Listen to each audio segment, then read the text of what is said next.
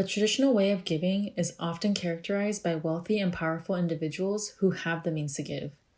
You probably recognize some of these faces, right? It's so easy to think that big money makes more impact, but this is a huge misconception.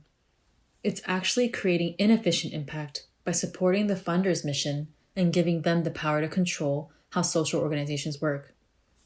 So how did this come to be? Let's go back into history. In the US, philanthropy first started out for charitable purposes. The government saw the rich as a source for capital and commissioned them to fund social services and programs. But as America built its wealth, the government used foundations to provide the wealthy with tax cuts to incentivize them to keep giving. They used philanthropic work to shield their money, and with the support of the government, philanthropy then turned into a system that serves the wealthy. This is known as a nonprofit industrial complex.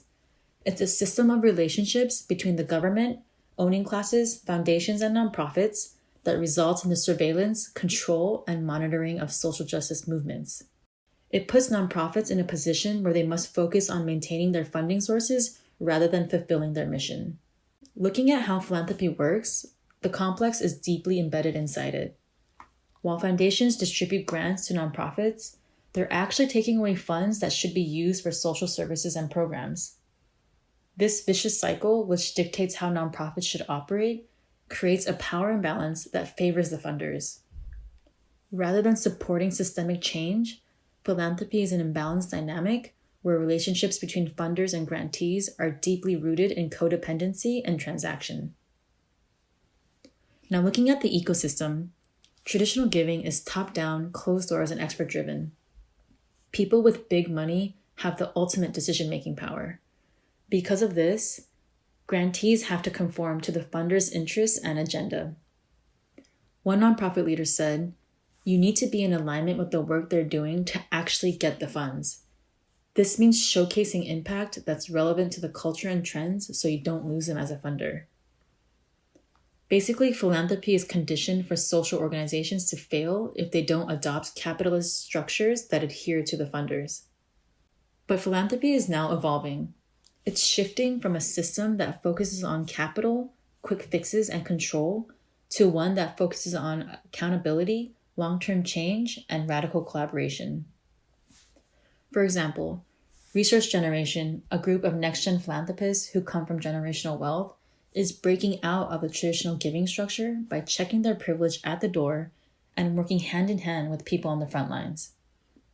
Community foundations like KACF, who work to address the needs in their local area, practice participatory grantmaking, which invites community advocates to the decision-making table. And giving circles like RadFund, a group of everyday individuals who leverage the power of collective giving to provide unrestricted funds so organizations have the agency to determine how to make impact with their grant money. This new wave of giving is equity-centered, open doors, and community-driven. It's also known as trust-based philanthropy, where power is shared so that grantees can actually focus on fulfilling their mission. We know that changing the system is no easy feat. Still, these small disruptive shifts are steps towards creating an ecosystem that humanizes philanthropy by bringing different voices to the table and grounding relationships in trust. So our goal was to better understand the power shift emerging in the philanthropic world and design interventions that can push trust-based philanthropy forward. We partnered with communities on both ends of the spectrum to explore how the landscape is changing. We worked with the Korean American Community Foundation, who practices traditional giving, and RadFund, a giving circle that practices collective giving. Co-designing with our giving communities and understanding their giving models led us to our first insight. Relational discourse comes before factual discourse, meaning numbers don't persuade people, relationships do. We learned that numbers don't reveal what's actually going on behind the scenes. The small, vulnerable moments where grantees can share their failed attempts is a crucial step towards building trust. This all led to our problem statement. How might we design opportunities for funders and grantees to rise above the traditional philanthropic processes, to interact and build relationships that fuel trust? Now to the design process. we'll walk you through how we created 2 design interventions with their community partners. Through our research, we saw that relationships have 2 folds. For external partnerships to work, funders within an organization first need to understand the power and resources they have before going out to make impact.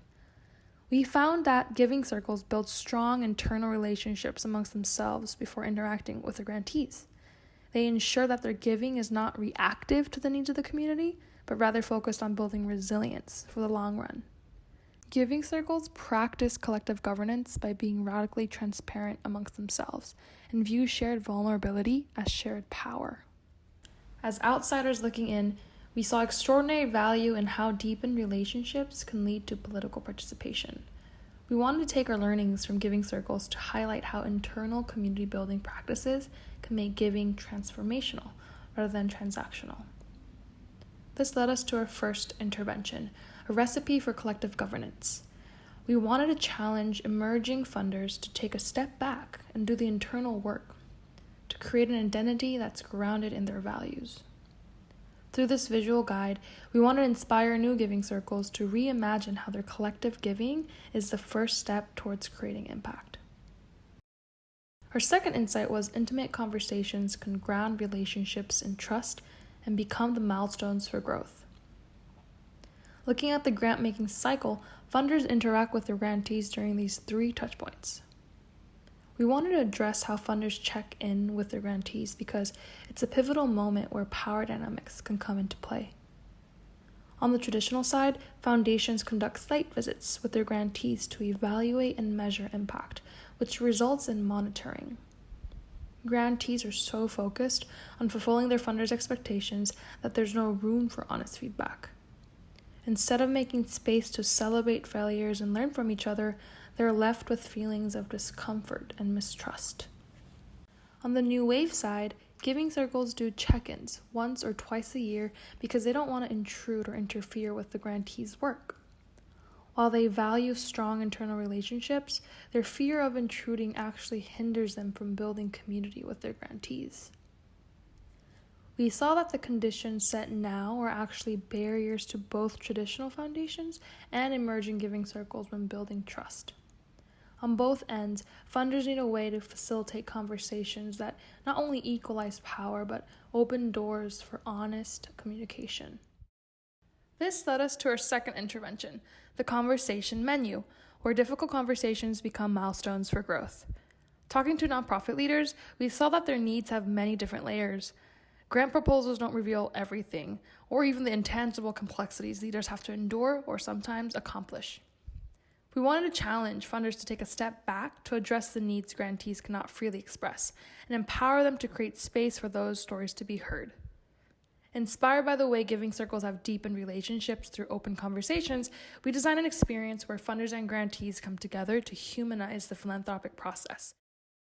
Just like our typical menu, we begin with light starters that become an entryway for acknowledging what everyone can bring to the table. Digging a little bit deeper through the main course, they get to understand how their experiences have shaped their values and the work they're doing now. And in the end, with dessert, where funders and grantees envision how they can support one another in addressing the issues they're both very much invested in. Through this conversation menu, we design micro moments that equalize power to reach a point of shared understanding. Our interventions proved useful in times of crisis, like the one we're all in now. With a recipe for collective governance, we urged funders to stop and take a little moment to reflect on some of the issues they personally were facing as Asian Americans. We advised them to openly talk about personal experiences regarding xenophobia or discrimination against the Asian community. By reimagining a more resilient community before going out to rebuild for societal needs, our intervention demonstrated how shared vulnerability can actually lead to shared power. Through our theory of change, we were able to map how trust manifests throughout our interventions. Instead of setting metrics on the number of programs, hour, or headcounts, we saw changes in these 4 areas. First, increased self-efficacy. Funders and grantees were readily seeing themselves as collaborators with equal power and agency. Second, growth and curiosity. Third, increased empathy. And finally, growth and confidence, meaning grantees were gaining confidence in sustaining their mission, knowing that their trusted funders will continuously be advocating for them. The need to untangle philanthropy became more evident in times of crisis like the one we're in now, because the systemic barriers in place were preventing direct action when it's needed the most. To make trust-based philanthropy the new norm, we challenge funders to transition and adapt to this new reality. We hope our design interventions are used for exploration, not as doctrines to force conformity, but as guidebooks that support giving communities to build more resilience over recovery.